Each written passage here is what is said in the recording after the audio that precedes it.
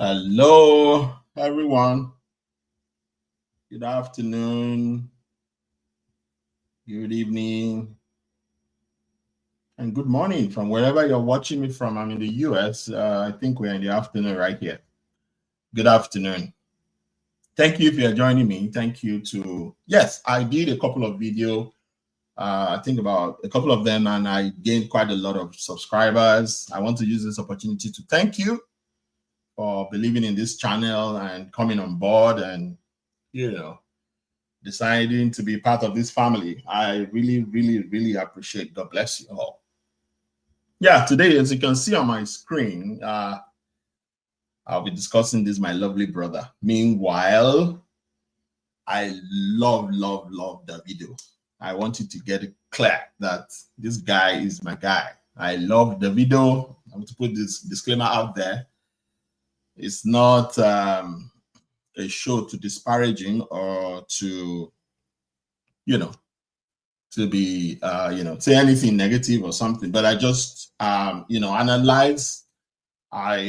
analyzed what is going on currently in the social media. I saw quite a lot of things, and that is what I'll be talking about. So today, we'll be looking at the video. We'll be looking at his parents and the possible impact, the death of his mom had on the current paternity challenges he has been having. Let me put it out there also that I am a graduate of this university. That's my graduate certificate in youth mental health from the prestigious University of Melbourne in Australia. So I am an authority to speak on this topic. I graduated from the University of Melbourne in Australia sometimes in 2022. That's my certificate. That's the best university in Australia so far. And that's to tell you that I have the best of education in terms of youth mental health. And I can speak to this topic. Like I said again, thank you for joining me. If you're just joining me, I'll be speaking about my dear brother, Davido, and the recent and several challenges that is going on the social media space and all that. And so, yes, like I said, I graduated from the University of Melbourne. And the story is, this very show is actually as a result of the recent DNA saga, discussed by his dad very recently. And I'm calling this press conference, this is my ever first time of addressing the press. And for just one single reason. I'm not on the social media, but I'm sure those of you in the social media will have been inundated with all kinds of talks about almost every year this thing, keeps coming up regarding one little girl called Anulupo that lives in Ibadan. That Kemi has continually alleged that Kemi Olu lawyer has continually alleged that David is the father of the little girl. So yes, that's the video that the father came up with and said his son, he was the one that announced it by himself. I don't know why David didn't come out, but let's hear this one again. I'll tell you the story about Anulupo and what has happened since I received a letter in 2014 from a lawyer in Ibadan alleging that my son David got somebody pregnant and abandoned the person with the child. So yes, those are the video. And 3 weeks later, my brother, my dear brother, my friend, like I said, I'm not having any issue with the video. And 3 weeks later, he's in court, dragging custody of what do you call it? The daughter. Apart from seeing all of this screaming headline, he was in court dragging custody of his daughter with the baby mama, Sophia Momodu, who he lost to in the courts. Then all these screaming headlines came. I started seeing all of this. This is the baby mama, and this is the daughter that the father was talking about here. The baby mama fired back and said, no, you cannot intimidate me and all that. And, I now, I begin to investigate, and I was worried, like, what's going on specifically about Davido. Then that's my certificate, by the way. Like I said, I graduated from the University of Melbourne. So I have authority to speak to these in terms of mental health. So I was able to, was going to, read about what's going on about the marriage, the scandals that was going on everywhere. And now, I was able to see that it was all DNA issue. Then the question to ask is, why is this young man in all of these paternity scandals? He's a young man. This guy is just 33 years old. Why is he involved in all of this paternity scandal? And this is what resulted into wearing my, my research cap, and I decided to do this. But for us to fully understand this story, it is important to understand the story of Davido before I go too far. Let me state categorically that this is based on research as well as, science, psychology, and mental health study. I've shown you my certificate. Once again, let me show it to people that are just joining me. I graduated from the University of Melbourne, with a certificate in youth mental health. I was privileged to know the impact of a primary caregiver in the growth and development of a child, especially considering a child's cognitive development, prefrontal cortex, which might not be fully developed if a primary caregiver is not there. Because the prefrontal cortex, let me show you, this is the part of the brain, the blue side of it, it continues to develop from childhood until a child gets to what? Age 25. The prefrontal cortex, also known as the brain CEO, that's the point, in front of our head, is the point that controls and is responsible for executive functioning, like planning, impulse control, and complex decision making. This is the age at which Davido had already fathered a child. That is, he had already fathered a child before even the prefrontal cortex could fully develop. Let me show you how I know that he had already started having.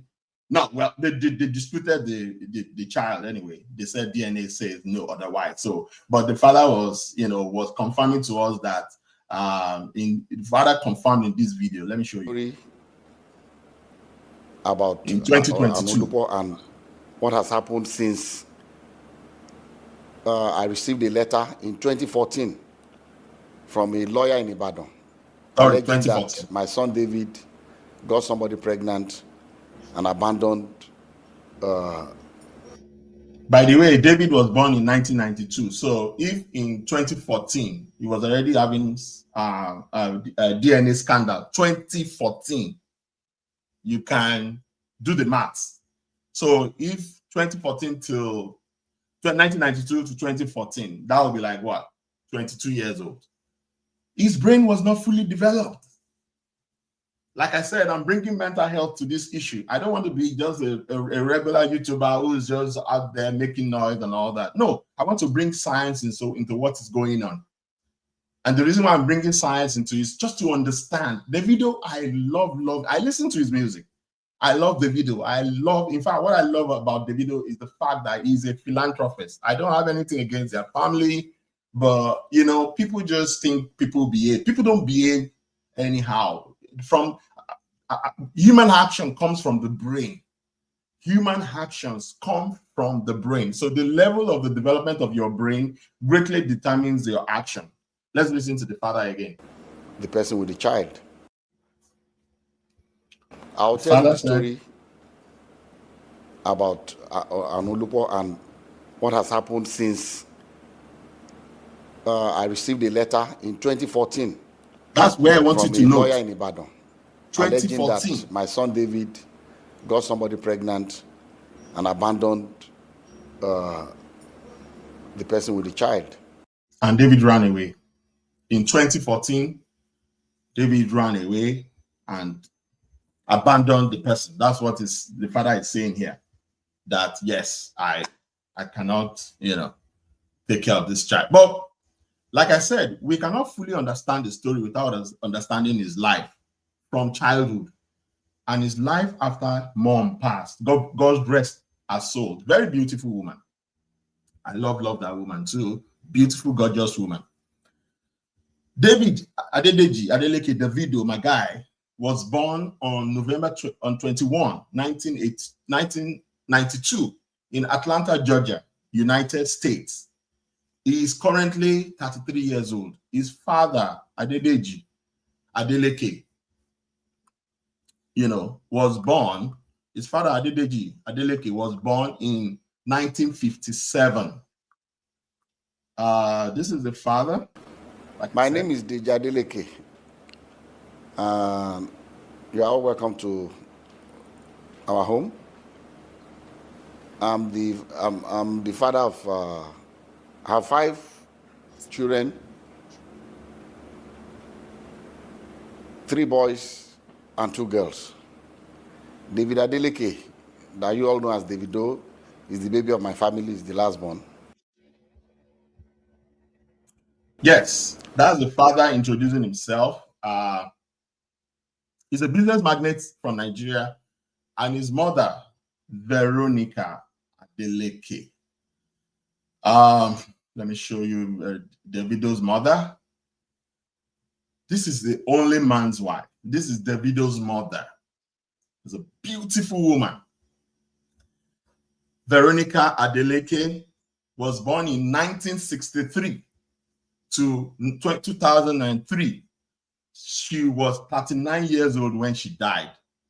She was young when she died. She was a university lecturer. We'll be focusing more on the mother because she's the primary reason for this story. So now I want to focus more on the mom there, and then I'm going to share the details about how she died and all that, so we can, you know, understand. So this is let me share my screen. This is Davido's mother. 1 minute, please. Yeah. This is where are you? Yeah, add to stage. Let me first remove this one from stage. 1 minute, please. Remove from stage and add this to. Yeah. So this is Davido's mom. Beautiful, gorgeous woman. I did my research. Her name is Veronica Imade Adeleke. She was born 23rd of November 1963. She's from Edo State, Iredo local government, Edo State of Nigeria. She was aged 39 years. She died the 6th of March 2003. To read her story, Veronica Adeleke was born on blah blah blah, and 39 years when she passed on in 2003. She was born in Edo State in the south geopolitical zone of Nigeria. She later relocated to Atlanta, Georgia, where she lived for a few years. The late lecturer was a PhD holder and a lecturer at Babcock University located in Osun State. After our demise, the University Social Science faculty was renamed the Veronica Adeleke School of Social Sciences, which would point to her having held an influential position at the institution. She fell in love and got married to Adedeji Tajuddin Adeleke. That's the full name of Davido's father, in the late 1980s. Late 80s. They were reportedly together for about 15 years before our demise in 2003. Please hold the date when they met, when they got married. That was 1980s, the late 80s. There's the reason why I said you should hold the date, because I'm going to say some things about that date. It's very crucial. Please note the date, late 1980s. Our husband, Adedeji Tajuddin Adeleke, a famous Yoruba billionaire, business magnate, and educationist. Adedeji spent numerous years in Nigeria's Ministry of Education and holds 2 doctorates from the Pacific Columbia University, California, and the University of Phoenix. Veronica gave birth to Davido while living in Atlanta, Georgia. At the time, she was 29. So Davido, that means, as at the time the mom was going to die, God rest her soul again, beautiful mom, Davido was 10. So, like I said earlier, the prefrontal cortex develops fully at 25. So Davido's prefrontal cortex was still developing, was just 10 years developed. Needs 15 more years to be fully developed. And prefrontal cortex developed fully well through the guidance of the primary caregiver. Sadly, once again, God rest her soul, Davido lost his dear mommy. She became remarkably close to her son and played a major role in his eventual love for music. So mommy was part of the person who made Davido love music so much. The renowned singer's late mom passed away March the 6th of 2003. She was said to have died from a cardiac arrest on her husband's 40th birthday. Apparently, they were 1 year apart. That's the age range. At the time, she was 39 years old. Davido, on the other hand, was 10 years old, a few months shy of his 11th birthday. Speaking about his mother's demise, the singer stated that he had become a mama's boy since his father was always busy. Please, let me read that again. Speaking about his mother's demise, the singer stated that he had become a mama's boy since his father was always busy and traveling. Her demise hit him the hardest, given the close bond the two had developed. She is survived by her husband, son, and daughter, many friends, associates, and students who will truly miss her. That is where I am going to. Davido had been very close to mommy. Once again, God rest her soul. I really, feel for him. But daddy was not there. Daddy was not there. I don't fault daddy. Daddy was trying to make all the money, go all around. He was, as a man was hustle. So daddy was hustling. That's understandable. So because Davido had bonded with mommy, and then mommy went away, it was a rude shock to him. Do you understand now? It was a bloody rude shock to Davido. And like I said, it was just few months to 11 years old. He's 10. Let's be accurate with 10 years. It was just good. It was just 10 years. And science has told us that this part of our brain, the prefrontal cortex, it's the executive center of the brain, is the very last part of the brain to develop. And it gets fully developed when you are 25. So Davido was 10. Apparently, it means that his brain was going to have been traumatized by mommy's loss. And do you know what this part of the brain does?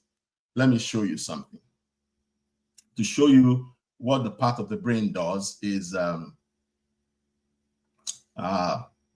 want to show you what the brain does. This is well, I'm not, well, I'm on a website. So the impact of the trauma on the prefrontal cortex, understanding its effects and implication. The prefrontal cortex, often referred to as the control center of the brain, plays a crucial role in our decision making, emotional regulation, and self-control. Do you see that three? Decision, oh, sorry, I'm not sure I've put it on the screen yet. 1 minute, please. Oh my goodness, 1 minute. Let me add it to the screen. Yeah, this is it. I'm sorry. So the prefrontal cortex, often referred to as the brain, as the control center of the brain, plays a crucial role in our decision making, emotional regulation, and self-control. However, when subjected to trauma, the prefrontal cortex can be profoundly affected, leading to significant changes in everyday life. From impaired decision-making to difficulty managing emotions, trauma's impact on the prefrontal cortex is a fascinating and complex area of research that sheds light to the intricate connection between our experiences and brain function. You see what I'm saying now? So what that means is that if there's trauma and you know the death of a loved one, especially a caregiver, I just showed you now somewhere on a website where Davido himself said he was a mama's boy. He was very close to mommy because daddy was busy. Daddy was always busy. And that is, I don't fault daddy. Look, if he's not busy now, they'll say, oh, this man is just sitting and he's not bringing money. But daddy has to do his job. He has to raise money, right? And that is the reason. And I'm sure it's because daddy is busy today. They are very wealthy. I'm sure they were. If you count number 1 to 10 in Nigeria, they're one of the richest. Glory to God. They are one of the richest in Nigeria. So Davido was left alone. Mommy is gone. Daddy is busy. I'm sure because daddy is very wealthy, daddy must have gotten in someone. But that someone who could have, stood in the gap as the mom would definitely not have been able to be like the mom. And from my research, which I'll show you, dad never got married again. Good guy, never got married again. Davido's mom is the only woman he ever married. The only woman he ever married. The other children, Davido's mom had just 2 kids, Sharon Adeleke and Davido. Sharon was born in 1991. Davido was born in 1992. Those are 2 children that they had. Davido is the last one. Let's continue with the brain. The prefrontal cortex is a crucial part of the brain that is responsible for a wide range of complex cognitive functions, including decision-making, planning, impulse control, and emotional regulation. Located in the front of the brain, it is often referred to as the executive center of the brain. The prefrontal cortex plays a vital role in integrating information from various other brain regions and using it to make informed decisions and carry out goal-oriented behavior. So I told you that Davido lost mommy at 10. If Davido had lost mommy at 10 and the prefrontal cortex developed fully at 25, that means his brain was not fully developed to be able to carry out all of this function that is I have highlighted right here. This region of the brain is particularly unique in humans as it's significantly larger and more developed compared to other animals. One of the key factors that impact the prefrontal cortex is trauma. Trauma can come from accidents. Trauma can come from mommy's death. Trauma can come from daddy's death. Trauma can come from everywhere. It can come from disaster. Trauma refers to a deep distressing or disturbing event that overwhelms an individual's ability to cope. It can range from single incidents such as car accidents or assault to ongoing experience such as abuse or negative or neglect. Abuse or neglect. So that's if you neglect a child, trauma can come from there. When an individual experiences trauma, the prefrontal cortex can be significantly affected. Research has shown that the trauma can cause structural and functional changes in this region of the brain. These changes can be profound effects on an individual's ability to regulate their emotions, think clearly, and make sound decisions. What do you guys think? Do you think Davido is making sound decisions by, jumping into the beds of all of these ladies?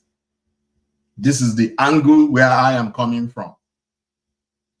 We cannot blame Davido. This guy has been challenged from childhood. He has been challenged from childhood. I'm going to use, please stay with me. You're going to see quite a lot of information that I got. Davido has been challenged from childhood due to the loss of mommy. One of the main ways trauma affects the prefrontal cortex is through altering its size and connectivity. Studies have found that individuals who have experienced trauma often have a smaller prefrontal cortex compared to those who have not. Additionally, the connections between the prefrontal cortex and other brain regions may be disrupted or altered.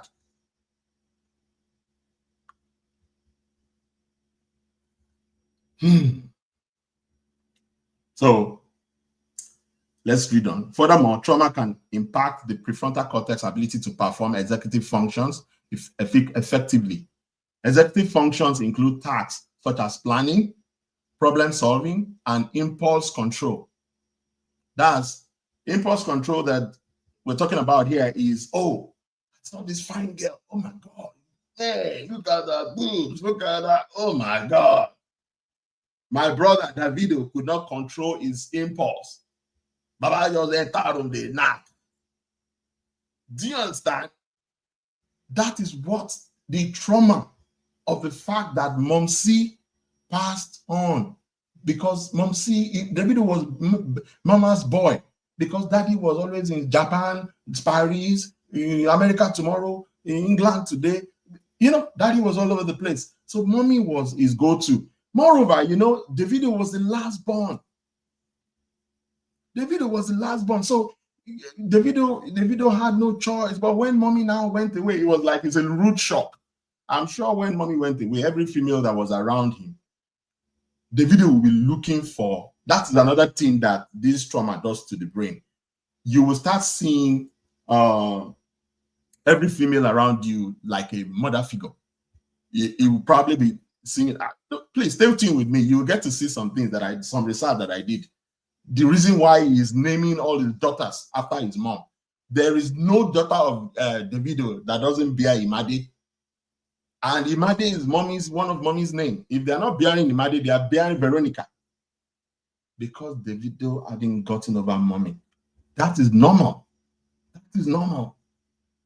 So all this DNA saga, blah, blah, blah. Look, let this guy be. It's only normal. Because trauma, it affected his prefrontal cortex. Let's go on. When the prefrontal cortex is disrupted, individuals may struggle with decision making. When the prefrontal cortex is disrupted, individuals may struggle with decision making. And what affects prefrontal cortex is trauma. And what are trauma? Accident, death, unforeseen circumstances that just suddenly hit you. Do you know another good traumatic experience that affects prefrontal cortex? My show is about relationships, and divorce and hidden pains that people go through in their family. Divorce is another traumatic event. Just like I told you guys, look, I went to the University of Melbourne, Australia. That's my certificate. My name is Abiodun Olufemi Ojelola. I graduate certificate. I wanted to complete the master's degree, but I decided, okay, I'm not going back to Australia. Don't let me finish. But I have completed what gave me this certificate, and it has to do with the study of how children grow up. Children mimic, or at the end of the day, becomes the kind of person they have been with when their brain was developing. So if the person is a drunkard, if the person is a smoker, if the person is an addict or whatever, children would tend to, their brain is magneting it and saying, oh, that's the right thing to do. That's the right thing to do. That is why if you see children who grew up in homes where parents are always fighting, quarreling, scattering everywhere, those children will grow up to think it's a norm. Their children's brain until 25 is like a clean slate. Whatever you put in there, it's registering. My shows are just to educate. I carry out research and make sure that I do my proper findings before I come on board. So look, that's the research I found out about Davido. This part of the brain, the front loop, the front here, the blue color, fully develops after 25. That's the side of the brain where we make decisions. People make decisions based on that side of the brain. So yeah, let us continue.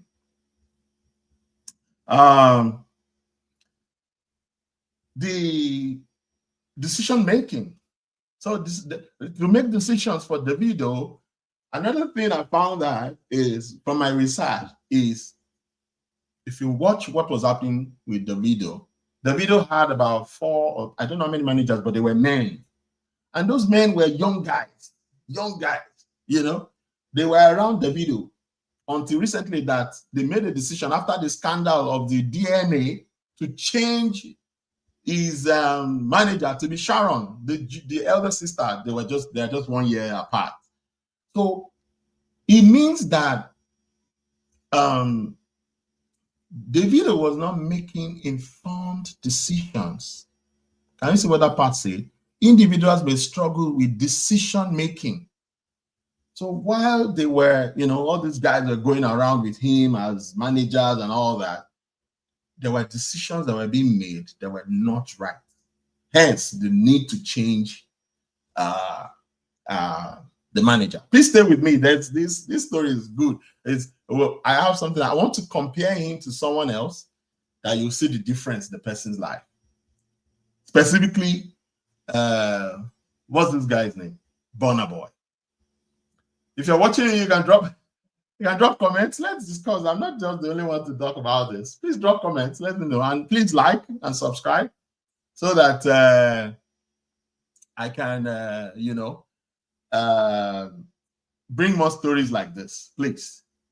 Yeah, let's finish this one. So they have difficulties organizing their thoughts or exhibit impulse behavior. That is when your prefrontal cortex is being traumatized. It is important to note that the effect of trauma on the prefrontal cortex can vary from person to person. Some individuals may experience more severe changes, while others may only show subtle differences.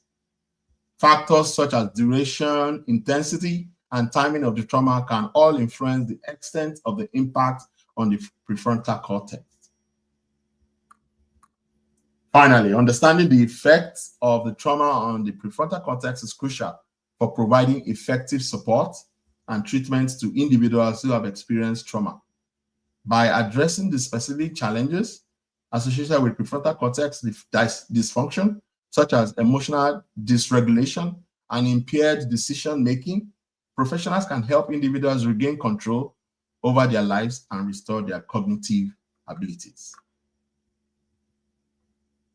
It doesn't mean that if someone has trauma from there, you cannot get help. Yes, one can get help. So I believe that Davido can definitely must have gotten help because the scandals were in the past. They were not just very recently. So he must have gotten help. So let's continue. So this is the mom. This is Davido's mom. And God rest her soul. Beautiful woman. That's the video in her hands. And from my research, I was able to find that, yeah, Davido had other siblings. Their father had other women that had children for him. It wasn't just, so legally, Mommy Veronica Adeleke Imade was the official, that's Davido's mom, was the official wife. There are other women who had children for Davido's father. One of them is Judy Adeleke. She is the mother of Nicholas Ayola Adeleke and Ashley Coco Adeleke. She is an American whom David's father, Dr. Adedeji Adeleke, met during his university days in Atlanta. So apparently, they had Ayola Adeleke. That's the first child of Daddy Adeleke. Ashley was given birth after Davido's father had married Davido's mom. I'll show you the details very shortly. So apparently, that's what they call once baby, every baby. So Papa Adedeji went back to Judy, give her correct, what did they call her again? They come born Ashley Coco Adeleke. Another woman who gave birth for Daddy Adeleke is Grace Ajoa. She is the mother of Adewale Adeleke. She is often referred to as Auntie Grace. So Davido and Sharon are the legal, don't let me say legal. They are the children that were born in wedlock. Davido and Sharon, when Daddy Adeleke was going to everly marry, Sharon and David were the official children. The other ones were out of wedlock. In fact, don't let me say it. Papa go do runs for outside. Now I born one or two of them. I will show you very shortly. Just stay tuned. So yes, let's continue. So this is the family, the Adelekes. That's their father by the extreme right, and Davido in the middle, the brother and sister Sharon, and the other ones. Yeah, these are the brothers and sisters. Yeah, that's Davido. You know, Davido obviously holding the sister Sharon.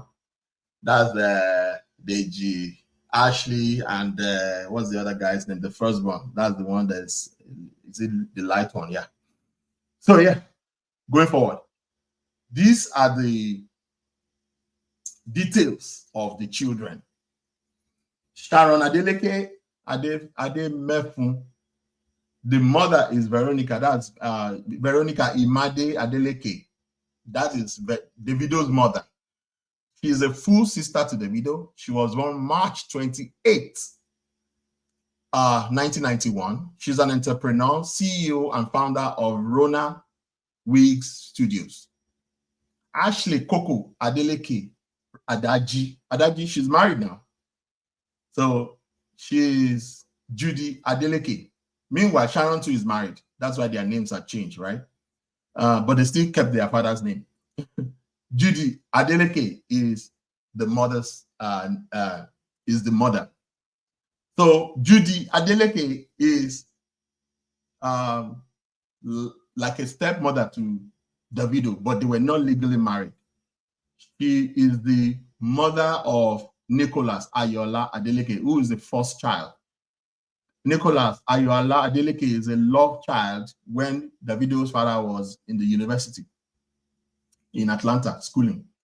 So Judy Adeleke and Ashley Coco, who is half sister to Davido, was born April 29, 1995. Did you see that date? 1995.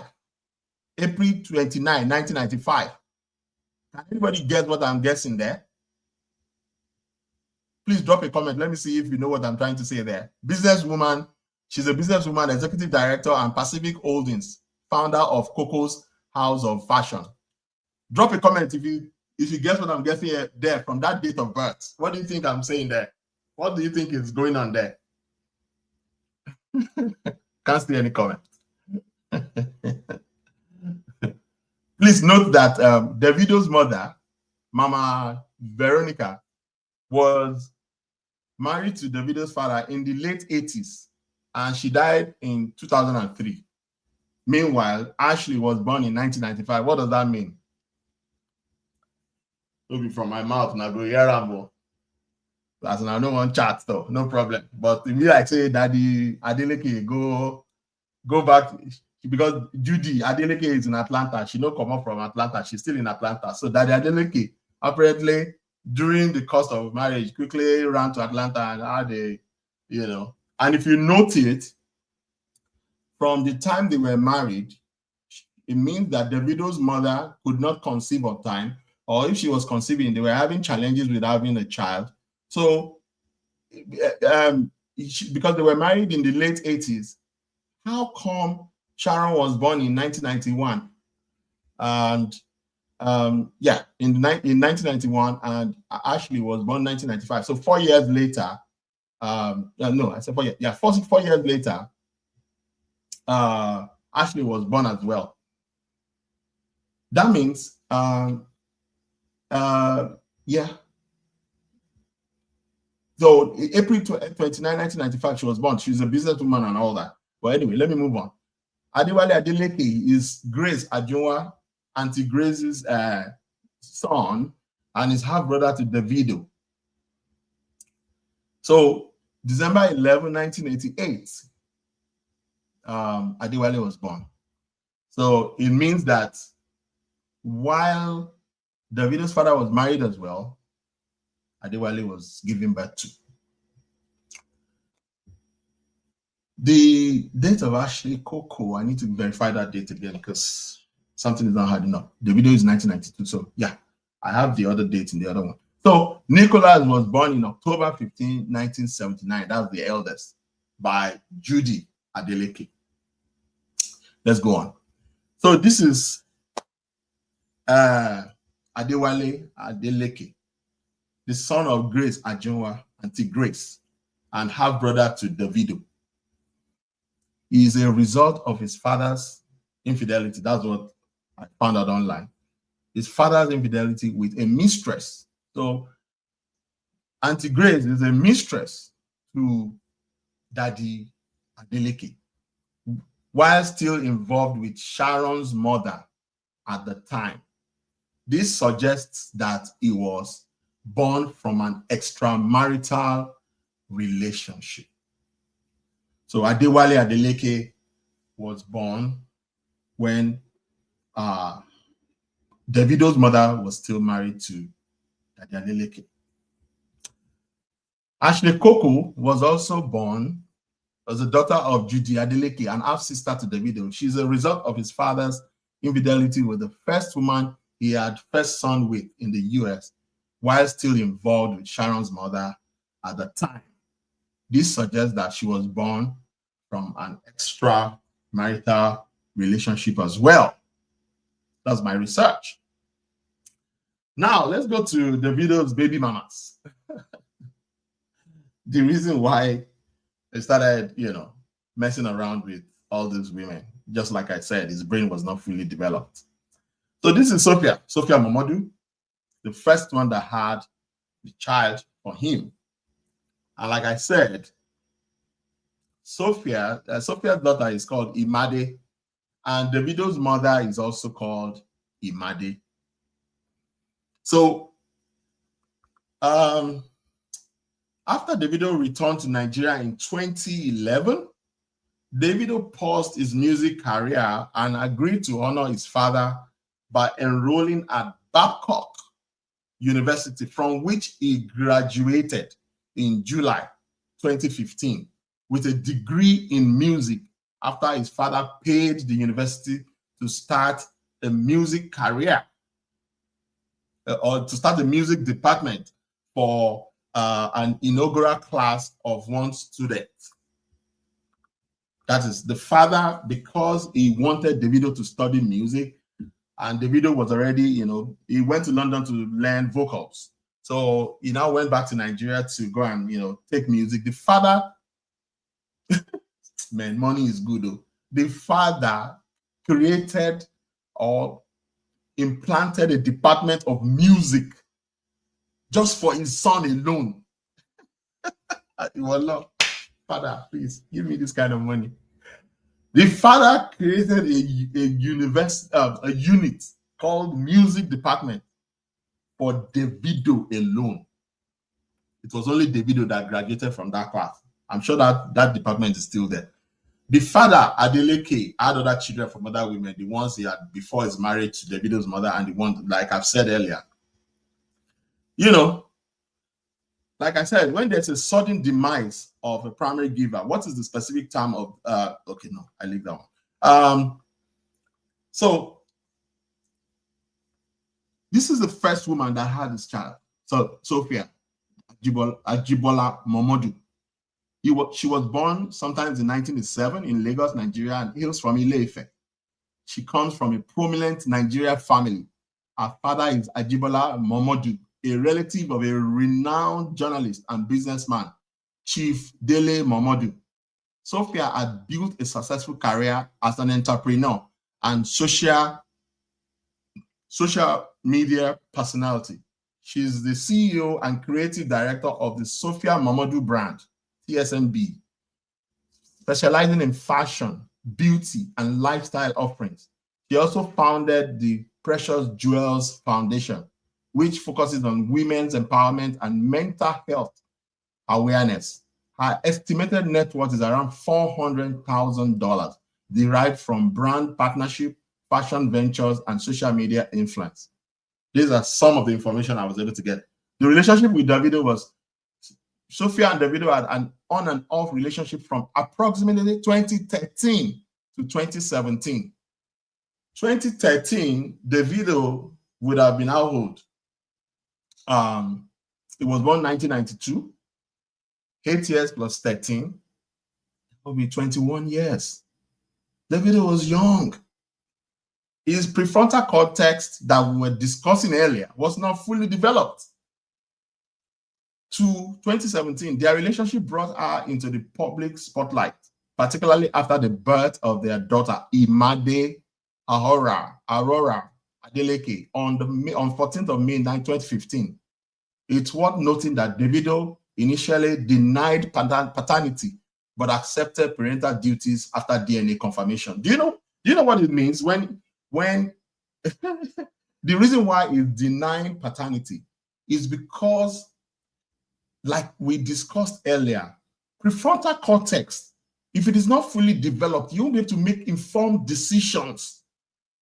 And please, if you're watching me, it is not only the death of a parent that can cause it, divorce can cause it.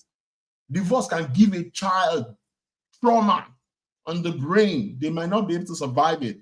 So in making decisions, you find out that your children cannot make proper decisions. That is why Davido can knack, but is not ready to take responsibility of that child or the pregnancy.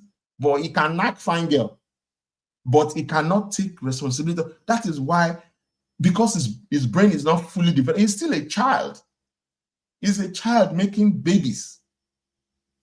It is worth noting that Davido initially denied paternity, but accepted parental duties. Now DNA make the guy accept duties.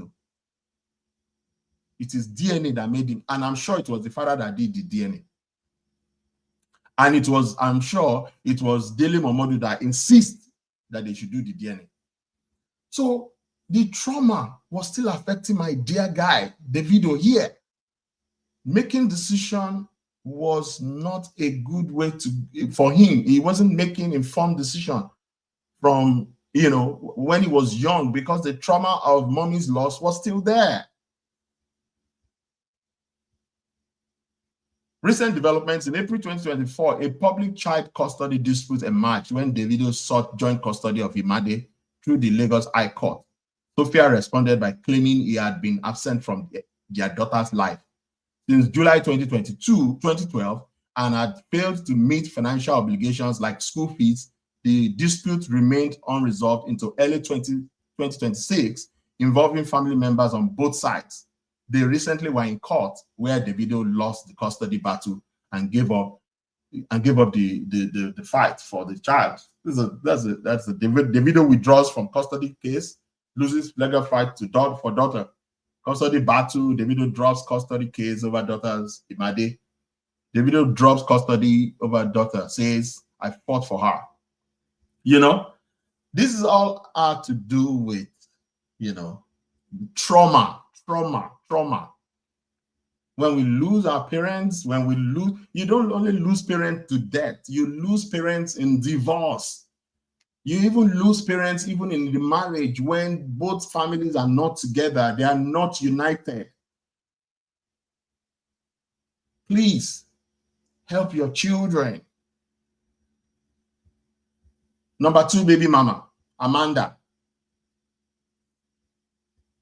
This is still also the result of a John Thomas, you know, that cannot stay one place because of decision making. The prefrontal cortex was not fully developed. Like I said, I love Davido. I'm not discussing this because I want to castigate him or something. I love him. I love a soul that gives. Once you give, once you bless someone, you're going to be blessed, because we bring nothing to this world, we take nothing out of here. The fact that you could bless people with money here and there, a lot of souls he has blessed. I love him for that. I love his music as well. But we need to look into the background of what is really happening to my guy. And again, I cannot stress it enough. I am a graduate of the best university in Melbourne, Australia. I have a graduate certificate in youth mental health. You know, I wanted to know what happened in my childhood. I paid over $25,000 to go and get just this certificate. I wanted to know what happened in my childhood that made me to be making wrong choices. Wrong choices. I was making wrong choices. So I wanted to know, what is it that happened? This is where I learned that whatever happened to us in the childhood stays with us when we grow. Except you go to therapy to go get it out, you will continue to live with it. That's my certificate. I show it again. You can go there. The certificate number is there, verified from the University of Melbourne, Australia. That is me. So I can speak to this. I'm sure that my lecturers are so proud of me right now. So anyway, let's continue with what we're discussing. So this is the second baby mama, the beautiful Amanda. Unlike the other mothers, I couldn't get so much information about her. Very little public information is available about Amanda, the mother of Davido's second daughter. I cannot show those children faces on, YouTube will not allow that. So yeah, I have all their faces, but I can't show them. But this lady is gorgeous. But she's the type that lies low. She's Amanda and the mother of Davido's second daughter. Highly. Veronica. Did you notice Veronica again? If she's not naming the daughter Imade, she will name the daughter Veronica.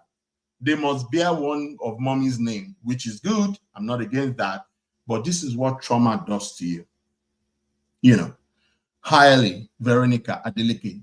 Highly Veronica Adeleke was born May 2017. Remember that Daddy Adeleke said he has 14 grandchildren. Highly is one of the grandchildren because they've done the DNA to confirm that, yes, Hailey is one of them. The mother of Hailey has maintained a much lower profile. This is Larissa of London, another baby mama. Larissa, let's get to know about Larissa. Her background and career. Larissa, like I showed you earlier, this is Larissa. She's also a gorgeous, beautiful lady. Is Larissa Yasmin Lorenko, professionally known as Larissa London, is an Angolan model, makeup artist, and entrepreneur based in London, England.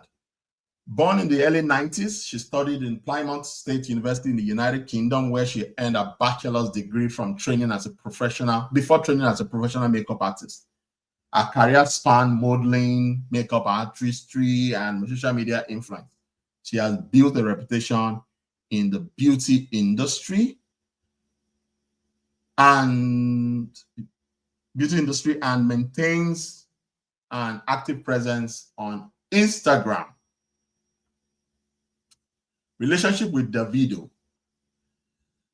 In 2017, rumors began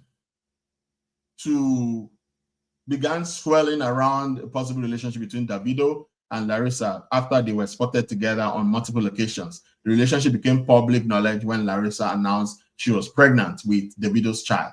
According to reports, Davido initially blocked her on Instagram over the news, but DNA testing later confirmed that Dawson Adeleke, this is a boy, is indeed his son. Do you know what that means? When he blocks, you know, he did the same thing with Sophia. He denied. So it means that he's being reckless. That's what trauma does to the prefrontal cortex. He's being reckless. He's not knocking to have something to do with you. He's just knocking to just knock. And the guy know they use rubber. Bros know they use rubber. He's not protecting himself. So he's just knocking for the pleasure. So that means, like what I read earlier, when your prefrontal cortex is traumatized, you make impulse decision making is part of the challenges you have. So he doesn't think it through before he gets into bed with these women. You just see a beautiful lady, nice boobs, the backside, he just removes the boxers. He begins the knock.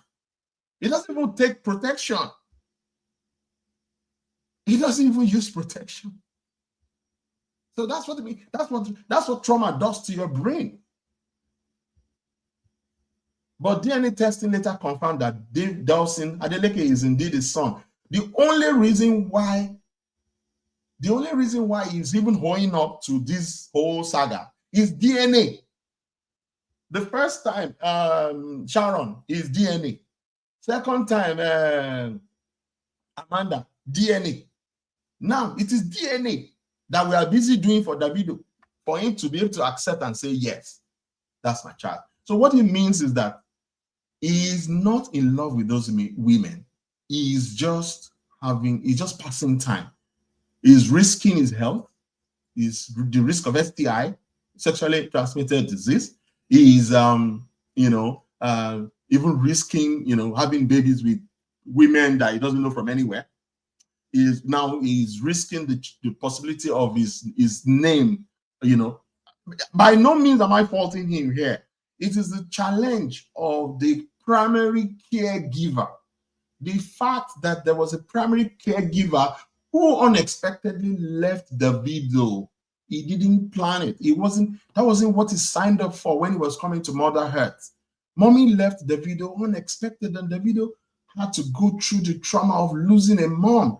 And like I said, with the prefrontal cortex, this part of the brain, this blue part of the brain, that is the one in front here, doesn't develop fully until you're 25.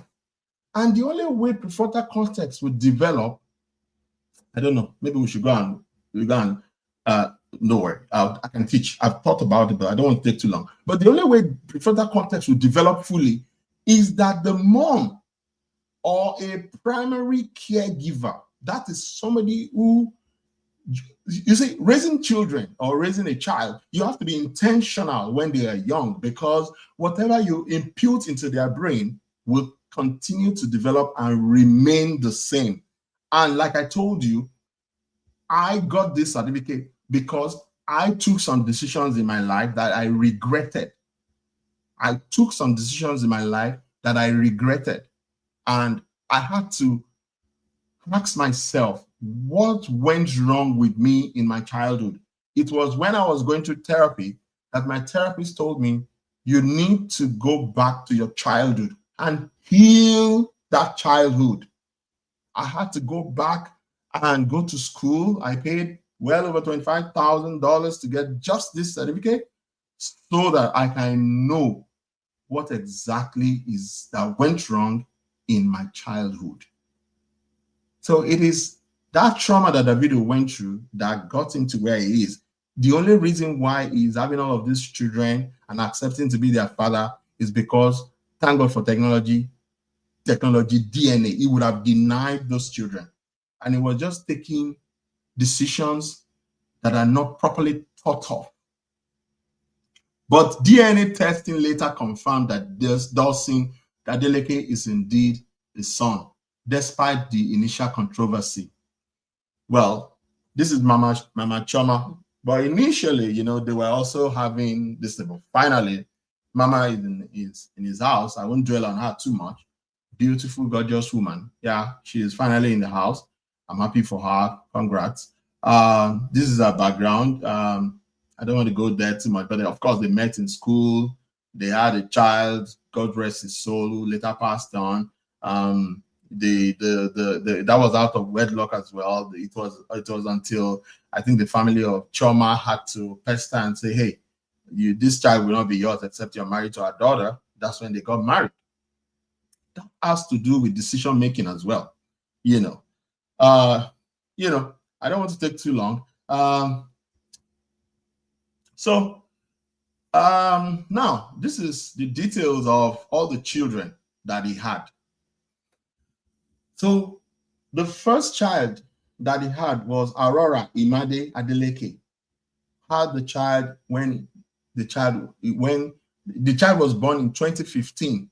If you check Davido's age at 2015, like I said earlier, Davido was barely 23. Started having children at 23. That's Davido's first daughter. Hailey was born 2017, 2 years after Amanda's girlfriend. That's Davido's second daughter, 2017. That's Davido was 25.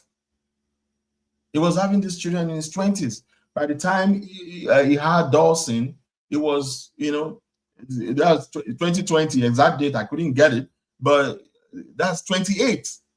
All these children were in their 20s. So he had those children when the prefrontal cortex was still barely developed. And it wasn't developed properly because trauma had already affected that side of the brain. Ifeanyi Adeleke was born in 2019, who later passed on. God rest his soul again. He was also born when Davido was in his 20s. 2019 plus, 8, that's 27.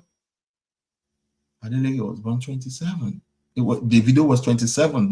That's barely 2 years after if a proper prefrontal cortex will have fully developed. Then the twin boys were born 2023. The twin boys I had now with the twin boy and girl, were born 2023 October. That's about 3 years ago. That's when he was just about 30 years. So, I'm just trying to let you see the impact of the trauma on prefrontal cortex and decision making, executive planning, impulse control. Like I said, I did the analysis. He had the first one when he was 23, the second one when he was 25, the third one when he was 27, the fourth when he was 28, and the twin when he was just barely 31. So, trauma as a result of losing a caregiver, as discussed earlier, it gives you deprivation and maltreatment disorder, and more specifically, a cluster of issues that can be understood through the framework of complex trauma. However, the most direct and classical term for the profound and immediate suffering is analytic depression. In a modern context, it is understood as the foundation of complex trauma. It is the foundation of what? Complex trauma. I've shown this before. That's the prefrontal cortex.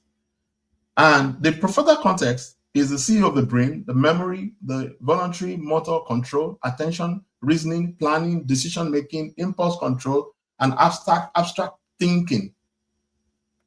That's the diagram of the prefrontal cortex again. You know, and you can imagine how, beautiful the brain is. But the one that controls it, controls every part of the brain, is the one in blue. Is the one in blue. And, it's look at the function of that one in blue, looking at the arrow. It's the primary motor cortex, voluntary muscle movement, premotor SNC, MAC, planning, coordination of movement.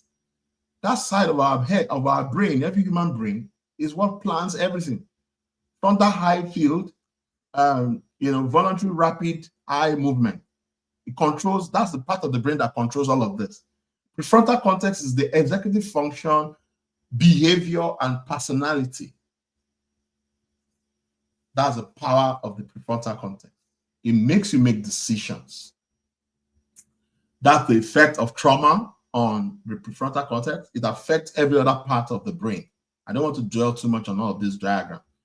The quick impact of this, that's the quick impact. The early loss of his beloved mother, a crucial primary caregiver, may have had a profound impact on Davido's psychological development.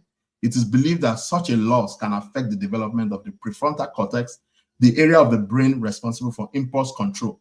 This could help explain the relationship pattern that had led him to father 6 children, 3 girls and 3 boys, including one who tragically passed away.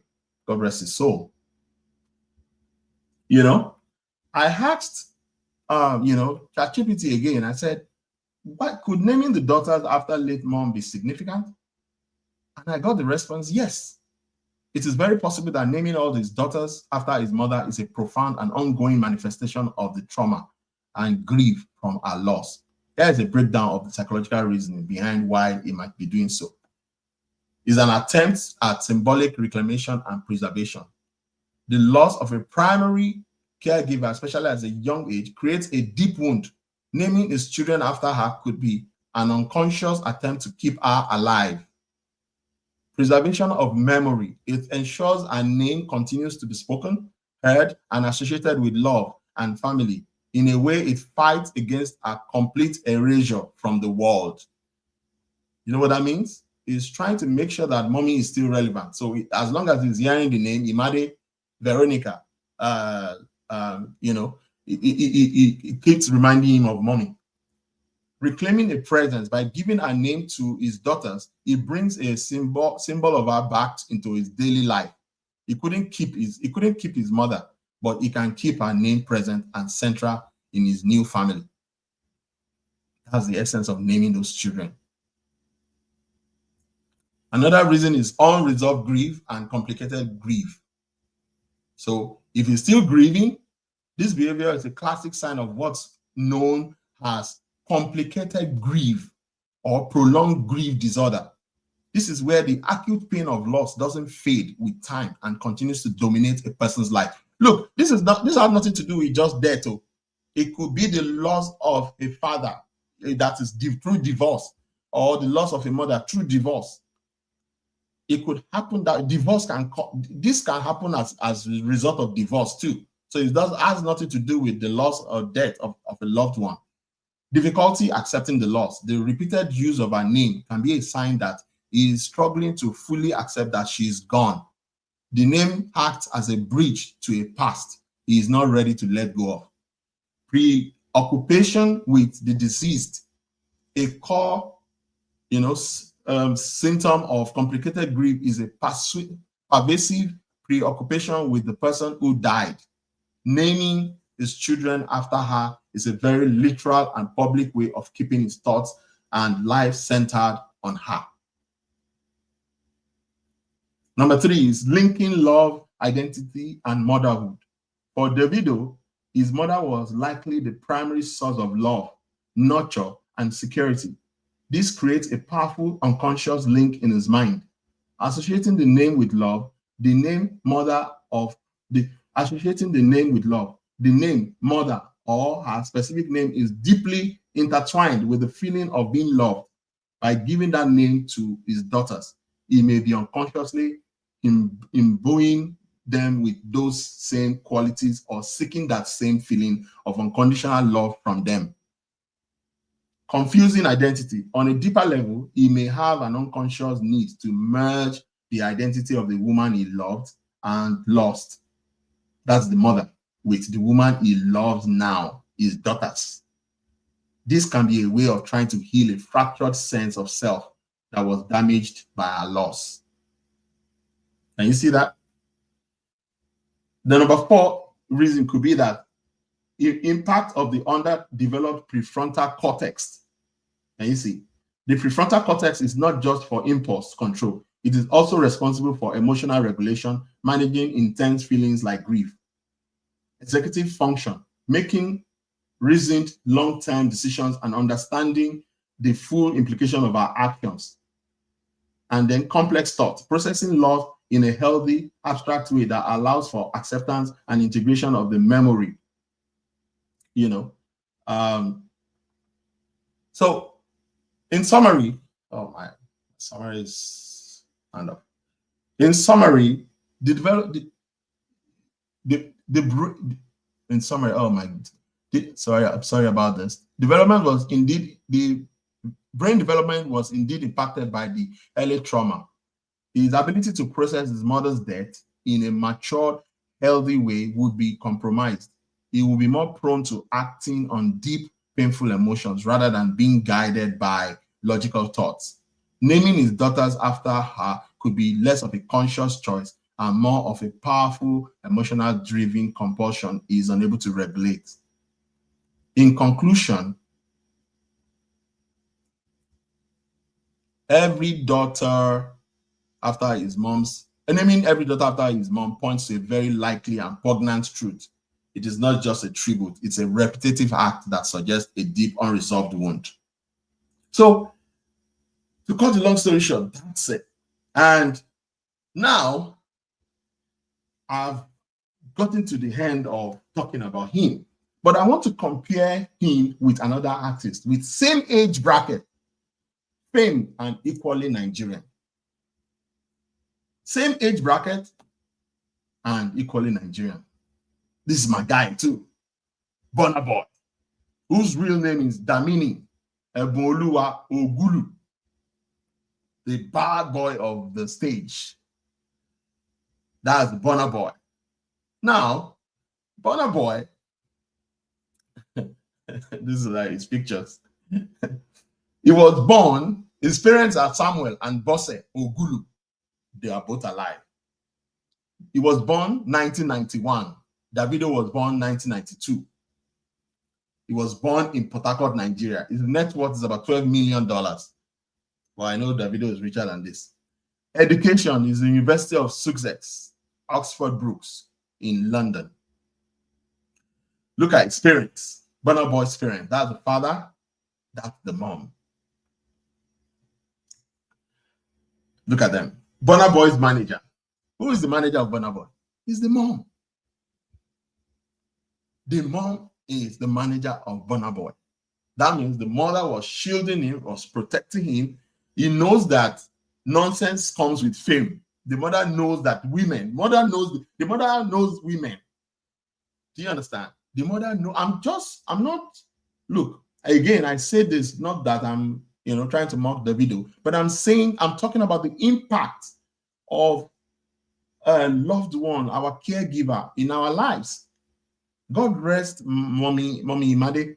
God rest her soul. So unfortunate that she had to pass. But we need to look at what is happening in Davido's life in another light. It's not his fault. He was just traumatized by Mommy's death. So this is Burna Boy's mom, and she's the manager for Burna Boy. You not go see nonsense with Burna Boy. No woman they can't talk say they. Mama go control her. They go to every shows together. The mama gets his hotel room key. So no woman they go inside that place. They talk say they won't do anything. Mama go knock them off. Mama go knock them off. Don't be say Burna Boy know they knock, but the mama they know who in the knock. The mama, they take control of who is in charge or who is going into that bedroom and how is the person coming out. The person is coming out with rubber that is filled and trashed, not with naked skin. That is the impact of a mother or a caregiver in the life of a child. Burna Boy said he's not prepared to begin to raise family. This was discussed last year, 2025, when he was just 32. Reason for not having a family, he said, I'm career focused. Burna Boy has stated that his demanding career and active touring schedule are the primary reason he has not chosen to start a family yet. He mentioned in July 2025 interview, I don't want to start that on the road. I am planning on quitting tours anytime soon. I am not planning on quitting tours anytime soon. It's a personal decision. He has explained that this is a deliberate and personal choice. Can you see the difference? He is making deliberate and personal choice, rooted in his own upbringing. He's rooted in his upbringing. He wants to be fully present. He wants to be a fully present father, just as his own parents were for him.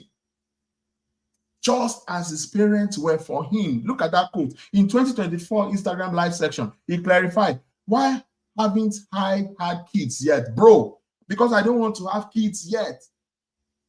He described having a family as his main goal. He hopes to pursue it when he can take significant break from music to be a hands-on parent, saying, my father, oh my God, I couldn't finish this.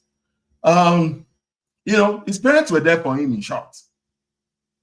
His parents were there for him. Let me read it properly. 1 minute, please. Where are you? Yeah, anyway, his parents were there for him, and but let's look at the difference in him and Burna Boy. Davido, busy and wealthy father with limited parenting time. Burna Boy had economically average father with lots of time for family. Davido had a mother who died too early in his adolescent age. God rest her soul again. But Burna Boy's mother is still alive and seen into his daily life. Davido, young guy that his manager until recently when his sister Sharon took over his management. Mom for Burna Boy had been his manager till date, and she's ensuring his life is put together. That's a very obvious difference. Thank God, finally, I hope this will help. Davido has changed his managerial team. That's the sister, Sharon, who is now, the one taking care of things for him. He has decided to, bring sense into his management, because all those boys that were going around with him, I don't think they were helping him at all, because they were just, making him do things that do not make sense. I'm sure they were, just because they wanted to get favor with him, they probably will be the ones introducing all those women to him in when they go for tours and stage plays and all that. But now the sister will maybe take care of things and say, hey, you can't do this. Do you know this change came after the DNA saga with the woman in Ibadan? I know. I'm happy for him that the management has changed, and I hope this will help him make better decisions. Another reason why this management was done is because he's probably making wrong decision, impulse decision. But as an elder sister who will play the role of a mother in his life, will make sure that those decisions, he will make right decisions this time around. I am very sure of that. You will see less of DNA issue, DNA saga. For a father to come out and say,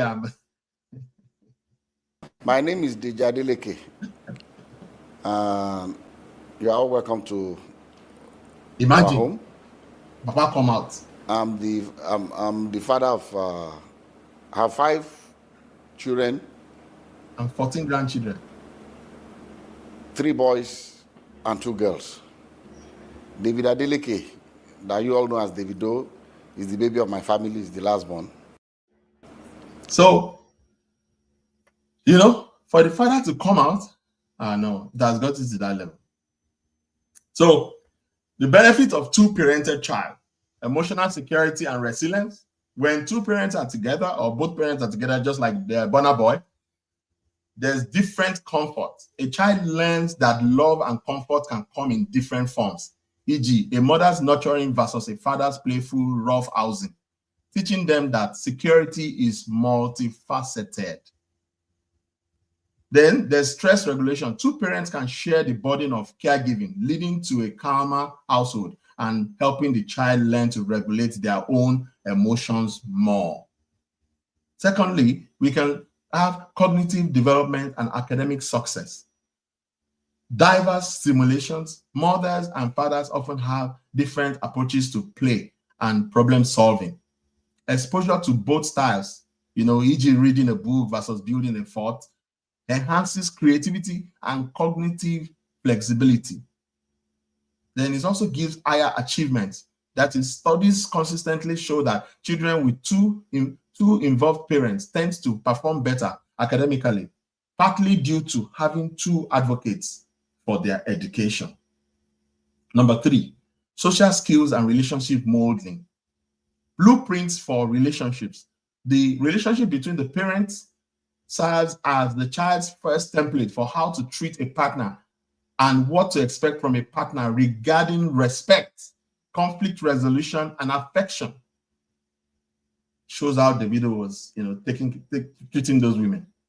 Communication styles. Exposure to both masculine and feminine communication styles helps a child navigate the social world more adeptly. Financial and environmental stability. When you have two-parented child, there will be reduced stress. Dual income household or simply having two adults to manage resources typically experience less financial strain, which reduces household stress and provides more opportunities like education, extracurriculars, stability, and all that, stuffs. It reduces stress in the home. There's consistency as well, like when two parents can provide a more consistent safety net, ensuring that if one is emotionally or physically drained, the other can step in to maintain routines and discipline. Then, when there are two parents, it helps with identity formation, understanding self. Interacting with both a mother and a father helps a child understand their own identity in relation to both masculine and feminine energies, giving them a more complete sense of where they come from. There's a crucial caveat though. It is important to know that quality matters more than quantity. A child raised by one loving, stable, and emotionally available parent will almost always fare better than a child raised in a two-parent home filled with conflict, abuse, or neglect. The ideal scenario is two loving, cooperative caregivers, though, regardless of their gender or biological relation to the child. That's the ideal scenario. Yes. So opposite sex parenting too, modeling the other, and the same sex parenting modeling the self. This is another lesson to learn from this. Let's quickly rush through it. The opposite sex parent creating the blueprint for a partner. The relationship a child has with their parent of the opposite sex. That is, if you have a boy child, the relationship the child will have with the mother is often the first intimate relationship they will have with the son, with someone of that gender. Just like if you have a girl child, the relationship the girl child will have with the father will be the first relationship they will ever have. This becomes the unconscious template for future romantic partners. Do you understand? So if Davido had a very good, longer relationship with mom, it will have affected the kind of relationship he would have had with the women he is meeting. Expectation of treatment. A daughter who watches her father treat her mom with respect, kindness, and affection will likely seek out a partner who treats her the same way. Conversely, a daughter whose father is distant, critical, or absent may unconsciously seek out similar men, trying to win the love she originally craved. Comfort and trust. A son who has a warm, trusting, and respectful relationship with his mother, remember Davido lost mommy early, learns that emotional intimacy with women is safe and rewarding. He is less likely to view women as mysterious or untrustworthy, and more likely to form secure attachment with them. Do you understand? Number two, the same sex parents shaping the self in the relationship. The relationship with the same sex parent is crucial for identity formation and teaches the child how to be a partner. It helps modeling the role. A son learns what it means to be a man, a husband, and a father by watching his father. Does his father show vulnerability? Is he a protector, a provider, an equal partner? He internalizes these behaviors. That's what it does to a child. It's building the brain, the prefrontal cortex, self-worth and standards. A daughter's relationship with her mother often shapes her sense of self-worth. If she sees her mother as strong, independent, and worthy of love, she will internalize those qualities. If her mother is submissive or in an unhealthy relationship, the daughter may grow up believing that is her role as a mother. Do you see that? Conflict resolution. Children observe how parents fight and make up. Do they yell and storm off, or do they talk it through? They learn these patterns. And the third one, the parent relationship. We've checked same-sex, opposite-sex relationship. Now, the parent relationship. That is the classroom now for romance. This is the classroom for romance. Beyond the individual relationships, the dynamic between the two parents is a living classroom for which a romantic partnership looks like. Defining normal. A child who grows up in a home with a healthy, loving marriage will see partnership as a source of strength. They will have a higher bar for what constitutes a normal and happy relationship. Understanding commitment. They witness firsthand that love is not just a fleeting feeling, but a series of actions and choices made over time, through good times and bad times. Then it helps them to avoid pitfalls. Avoiding pitfalls. Children from two parents' homes are statistically less likely to accept or remain in abusive relationship, not because they are immune, but because the abuse will deviate so sharply from their internal definition of what a relationship should be. That's it. The Davido context. If a boy loses his mother, the opposite sex parent, at a young age, this crucial blueprint is shattered. He is left without that foundational model for how to relate to women with trust, safety, and healthy intimacy. This can contribute to the patterns observed in Davido, seeking women but struggling to form stable, committed bonds, which aligns with the concept of an underdeveloped prefrontal cortex, struggling to process that deep, unresolved trauma. That is my story today. This prefrontal cortex, when it's not fully developed, it's a big stress on children. So this is to cement all the social media nonsense that is going on around there about, this guy DNA, blah, blah, blah. No, it has a foundation. It's a foundational challenge for my dear brother And I believe that he will be fine now that Sharon is in charge of his management. And now that he is married, I'm sure Choma will take care of him properly. Yeah. But I think because he's touring the world, going around everywhere, those guys that are his managers before, those ones will, because they want favor from him, will push all these nonsense shenanigans to him. But I'm sure Sharon will protect him. Sharon will do a better job. For Sharon will help him make better choices. Davido is young. Davido is just 33. So, Sharon will help Davido make better choices. That's what I believe. Thank you for watching. Please drop your comments. I'm not a know-it-all, but please let's engage on this matter. If you are planning to divorce your wife or your daughter, your wife or your husband, please think about your children. Think about the development of your children. And if you need to divorce, please be in their life. Be present in their life, even if you are gone. Be present in their life. Try and be in their life. I've shown you how good it is to have two parenting. It will help the development of their prefrontal cortex so that they can make informed decisions. My dear brother, my darling brother Davido was just unlucky because mommy passed.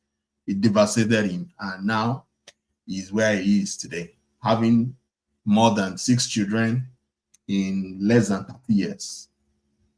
From different women. If he has 6 children from a woman, it will be a lot better. But from different women, and those are the ones that we know. So please, if you are planning divorce, please, if it isn't inevitable, think about your children. Think about their mental health. Think about their development. If you need any information from me, please drop a message. If you want to go study what I studied at the University of Melbourne, there's a master's degree in youth mental health as well. I can put you through on how to go about it. It's a very, very good program. You will love it. To take you back to your childhood, it was more like a program that got me awakened. And today, I'm able to make better choices. I know the reason why I made wrong choices, and now I can make better choices. Now I can stand on my decisions. I can reason properly to make sure that I'm making informed decisions, and make sure that I can go with the consequences of whatever decisions I make or I made. Thank you so much for watching. Please like, subscribe. Look, I don't want to be part of those that just jump on a story and just bring it out there and let us, because of clickbaits and all that. No, I want to know why things are happening. I want to know the genesis of things. And for that reason, if you subscribe to the channel, if you like, we can grow. And then I can do deep depth, bring proper information, educational, stories to us. Not just stories of how tortoise carried monkey go banana or go river, and then looking for views and all that. No. As much as I want to grow the channel, I want to make sure I bring information that people can watch and reason and get educated on. That's what I bring to this channel. Thank you very much for watching. Please like, subscribe, like I said, and press the notification bell so that when I'm coming on, you can know. Have a very good evening, a very good night from wherever you're watching me from. Thank you, and God bless. Be sure to like, subscribe, and press the notification bell. Goodbye.